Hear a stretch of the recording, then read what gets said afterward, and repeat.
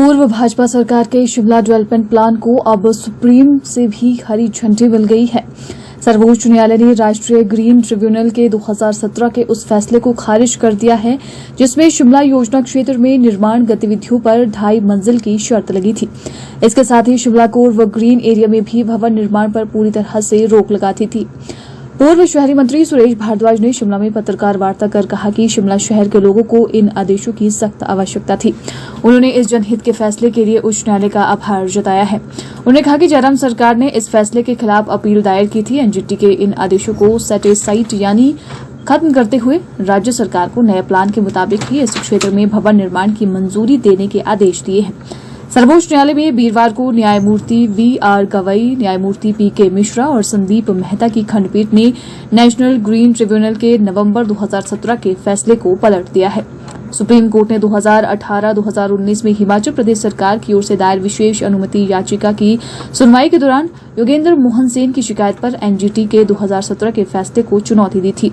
इसमें शिमला योजना क्षेत्र में निर्माण गतिविधियों पर पूर्ण प्रतिबंध लगा दिया गया था। मुताबिक जो है वो यहाँ पर अब कंस्ट्रक्शन एक्टिविटी चाहे कोर एरिया हो या आपका रिस्ट्रिक्टेड एरिया हो, अन्य जितने भी जो है उसमें जो प्रावधान किए गए हैं डेवलपमेंट प्लान में उसके मुताबिक होगी। असल में डेवलपमेंट प्लान 1979 में जब ये कानून बना था तब बननी चाहिए थी, लेकिन दुर्भाग्यवश जो है ये प्लान नहीं बन पाई। ये जब अर्बन डेवलपमेंट डिपार्टमेंट मेरे पास था तो अन्य शहरों की भी डेवलपमेंट प्लान हमने बनाई और शिमला की भी डेवलपमेंट प्लान जो है ये बनाई है।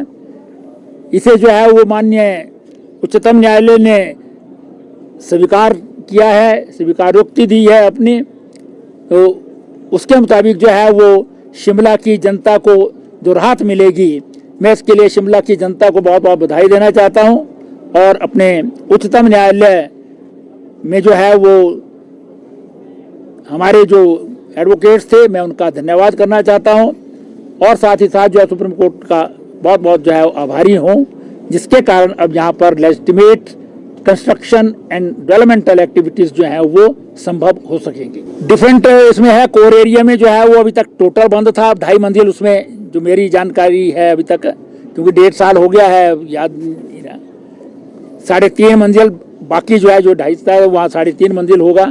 फिर FAR में भी जो है वो उसमें दिया है और एटिक में भी जो है वो उसमें प्रोविजन किया गया है कि किस प्रकार से जो हैबिटेबल एटिक होगी उसका प्रोविजन किया है।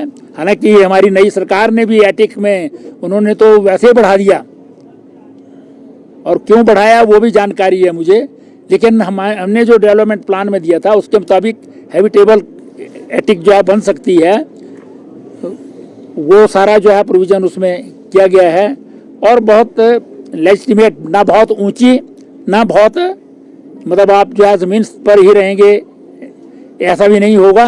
दोनों चीज़ों का ध्यान रख करके और हर चीज़ का प्रॉपरली जो है वो जो हमने एजेंसी हायर की थी उन्होंने सारा जो है सर्वे किया है उसका, कहाँ पर रास्ते होने चाहिए, रास्ते के साथ कितनी ऊंचाई होनी चाहिए, बाकी जगह जो है कितनी ऊंचाई होनी चाहिए, कहाँ पर जो है वो ग्रीन एरिया हो सकता है, कहाँ पर आपका कोर एरिया हो सकता है, कहाँ पर रिस्ट्रिक्टेड एरिया होगा, उन सब का जो है प्रावधान किया है।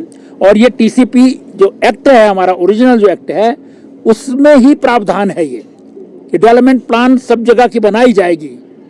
वो डेवलपमेंट प्लान जो है वो हमको इस बात का जो है वो सौभाग्य प्राप्त हुआ है कि डेवलपमेंट प्लान जो है वो हमारी सरकार के इसमें बनकर के तैयार हुई ताकि शिमला की जनता को जो है वो सहूलियत मिल सके।